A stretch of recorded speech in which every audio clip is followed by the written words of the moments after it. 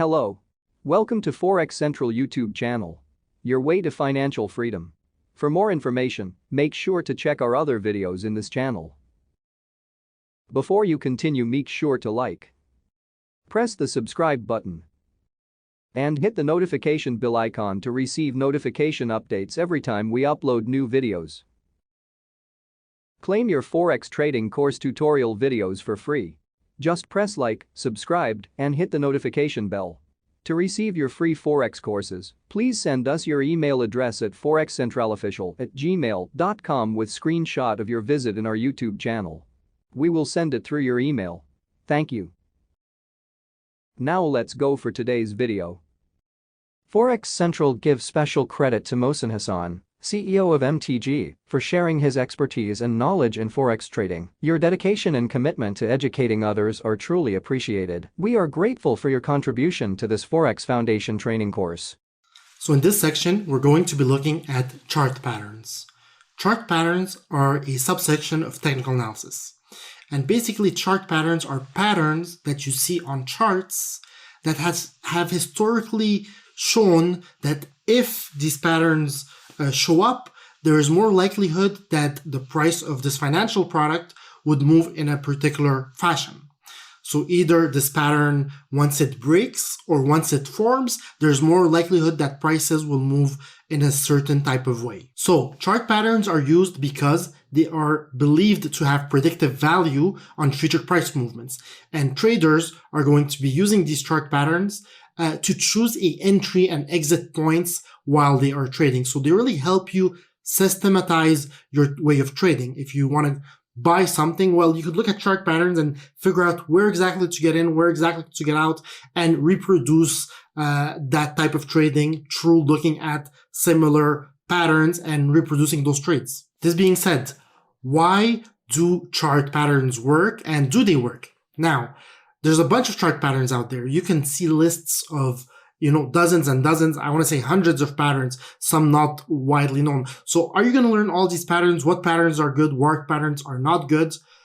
The thing is this, a lot of these patterns, if everybody believes a pattern is going to work, it might be a self-fulfilling prophecy, right? So if I tell you, if you see, a rabbit, then the price is going to go up. Well, what if everybody looks at that and everybody believes it? And obviously you can't have a rabbit on a chart, but let's say if I say, if you see a triangle, well, prices are going to go up. Well, what's going to happen? If a triangle forms at one point, for a reason or not, then if all the traders know about that and everybody believes it, then all the sellers now believing that the price will go up are going to cancel their orders. And all the buyers who believe that it's going to go up might buy at more aggressive prices.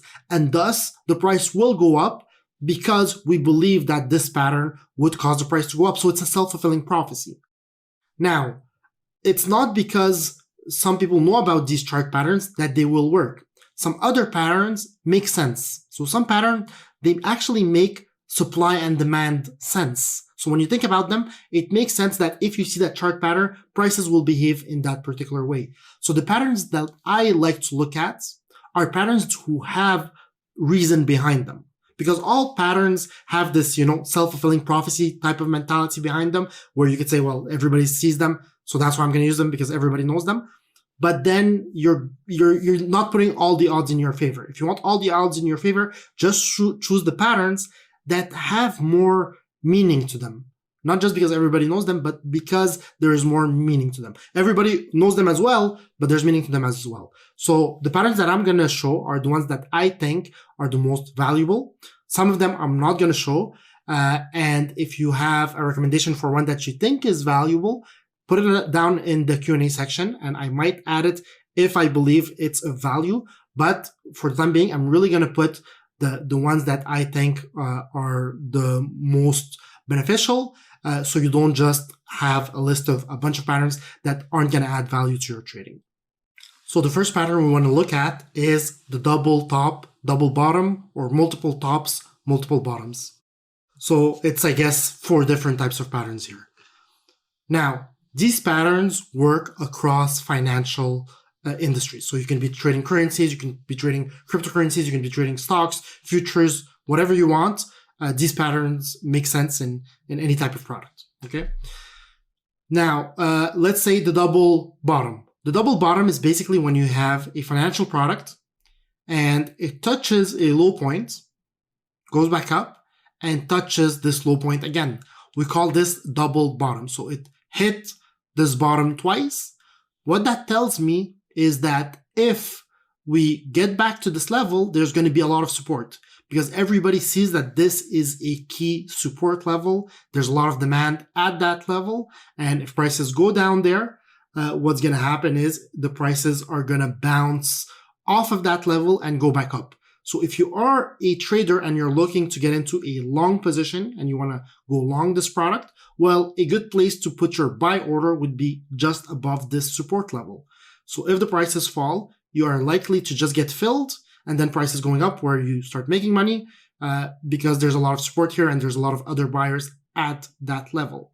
And this is what we call a double bottom. Now, you can have a triple bottom, which is when the prices tests that level more than 2 times. So that would be a triple bottom. And this is why we call it multiple. There's multiple because it can, test it 4, 5, 6, 7 times. And the more times it tests that level and bounces off of it, the more robust this level will be because more people will see it. It will have a stronger impact and it'll be a stronger level. So that being said, this is what, a double bottom or a multiple bottom would be.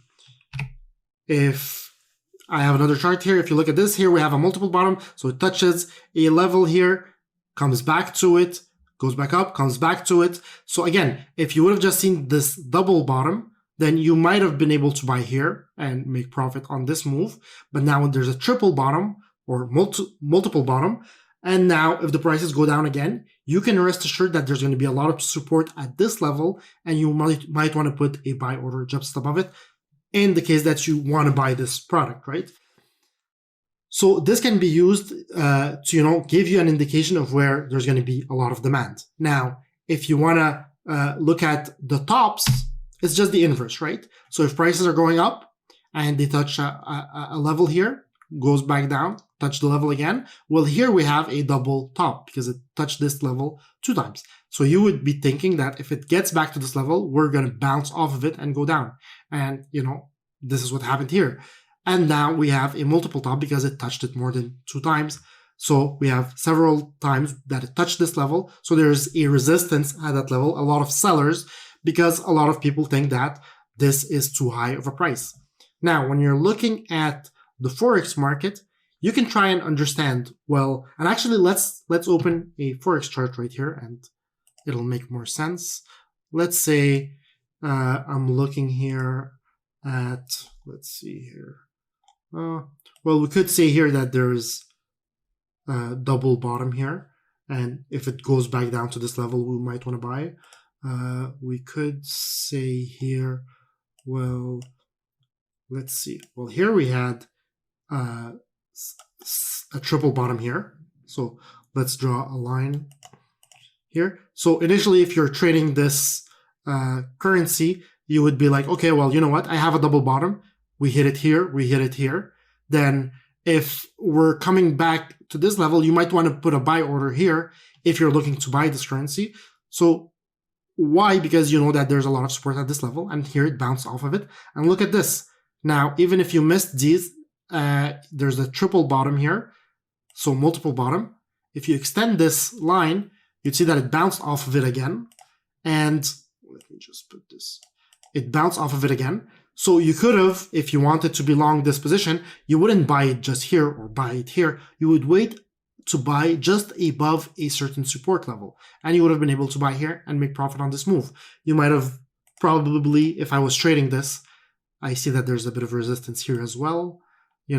I might have been able to buy somewhere like here, let's say, I would be able to buy somewhere here because I know that this is a support level. And then as soon as it touches the higher resistance level, I would have sold and made this amount of profit, right? Now, you can fall into the practice of thinking, well, why is there a support here? Why is it bouncing off this level? Why is it not bouncing off of that level? And try and understand it. Because you could argue or you can try and say, okay, well, for these currencies, if the currency falls above, let's say if I put USD CAD, if the currency goes to $1.50, you know what? Then the Canadian dollar is very cheap versus the US dollar. And then there's a lot of exports that are happening from Canada to the US because now the Canadian dollar is very cheap. And because of that, there's a lot of currencies exchanged to be able to buy these products, and that causes the demand to fluctuate from here and there. But this is fundamental analysis. This is not technical. And if you're a true technical analyst, what you're saying is prices will reflect this fundamental information. So you don't need to do it. It's already in the price. If prices are bouncing off these levels, you don't need to understand what exactly is the reason. Is the reason because companies are selling at this level? Is it because traders are selling at this level? Is it the government that doesn't want the currency to go over that level and trying to manipulate the currency? You're just seeing that this is what is, and you are going to profit from that because you are seeing it through the chart. Now, we will look at fundamental analysis in a way, but just to let you know that when you are a true technical analyst, and which I don't suggest that you just do technical analysis, you should do everything.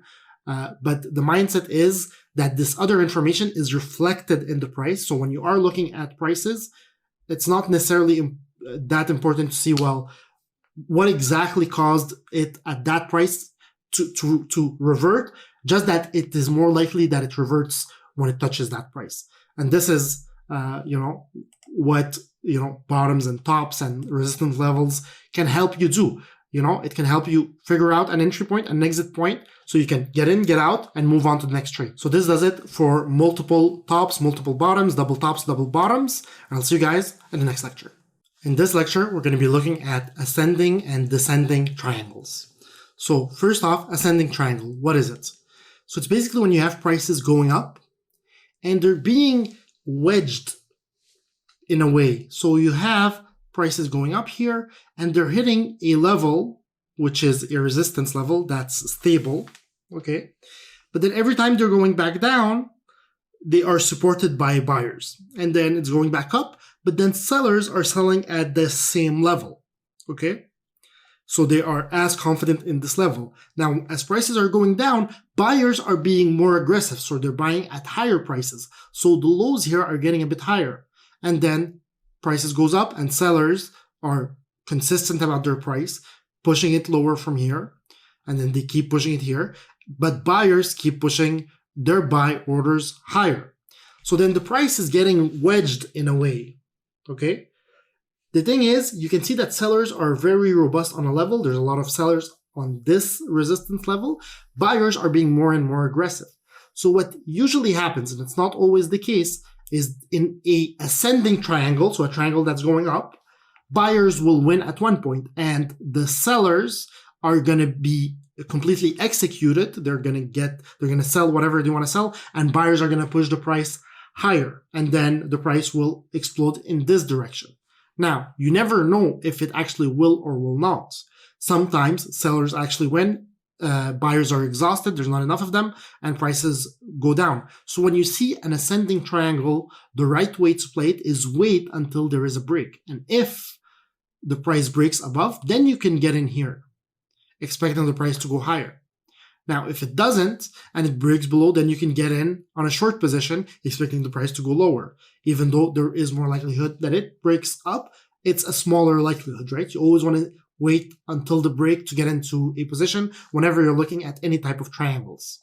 So this is the ascending triangle. The descending triangle, we'll actually draw it here, is just the inverse, okay? So you would have a chart, and you would have the price of your currency here.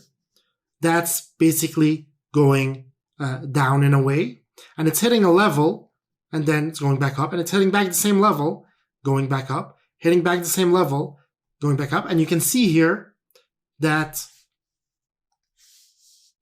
there is a triangle here, and this is, I guess, straight, and the triangle is dropping here, right? So the price is getting wedged here, and at one point, it's gonna break. Now, it could break either way, but it's more likelihood in a descending triangle that it breaks down. And this here, which is the support level, which was supporting the price at multiple times. Once it breaks, it becomes the new resistance and prices might tumble down. Okay.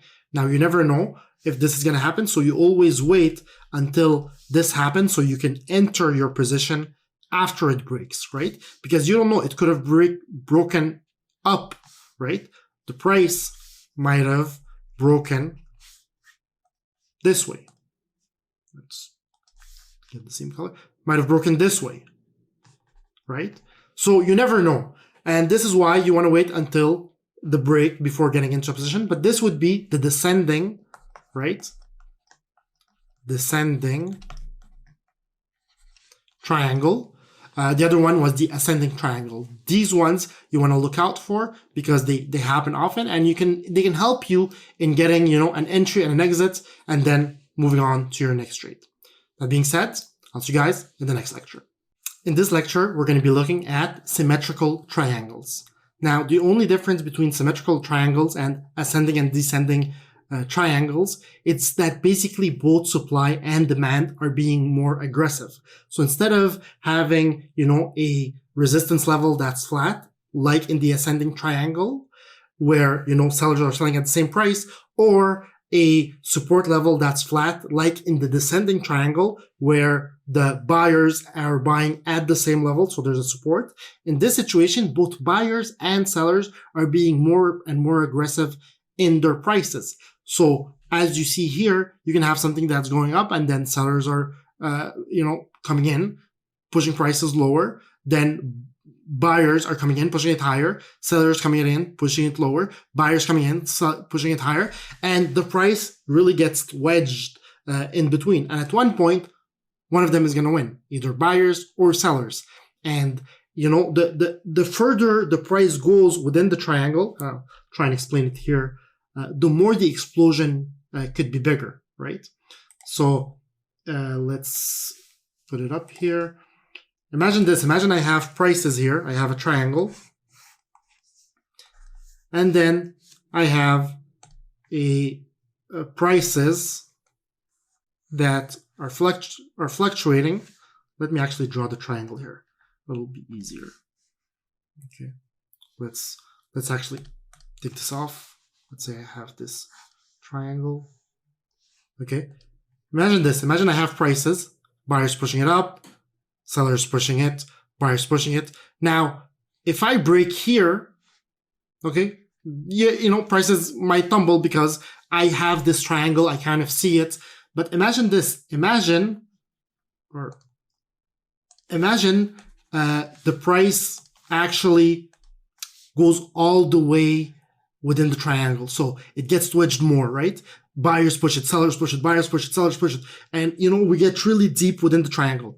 Once somebody wins, either the buyers or the sellers win, so the explosion is going to be way bigger than if we broke somewhere around here or around here. So the further we go within a triangle, the bigger the explosion could be. So this is what we would call a symmetrical triangle. It's basically a triangle where both supply and demand are being more and more aggressive. You can't truly know which way it's going to break. So you always wait until the break happens as a confirmation, and then you can enter your position in that same direction.